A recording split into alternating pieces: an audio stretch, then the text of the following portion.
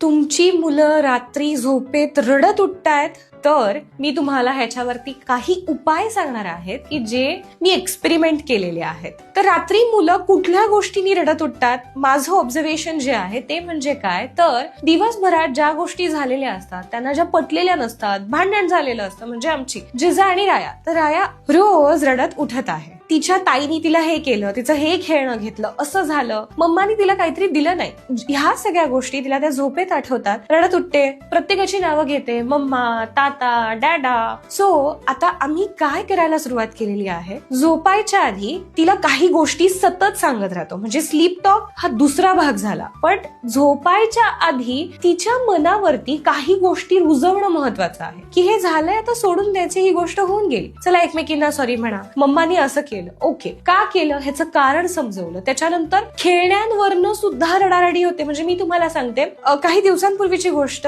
एक खेळणं ती खेळत खेळली आणि रात्री झोपून गेली, परत 1-1.5 वाजता उठली आणि तिला तेच खेळणं परत खेळायचं होतं. सो त्याच्यामुळे ती खेळणं ठेवून दिले, आता खेळून झालं तर उद्या सकाळीच खेळायचं आहे. ह्याही गोष्टी तुम्ही तुमच्या मुलांना क्लिअरली सांगितल्या पाहिजेत, म्हणजे त्यांची रात्रीची झोप एक सलग होऊ शकते. हे माझं ऑब्झर्वेशन आहे.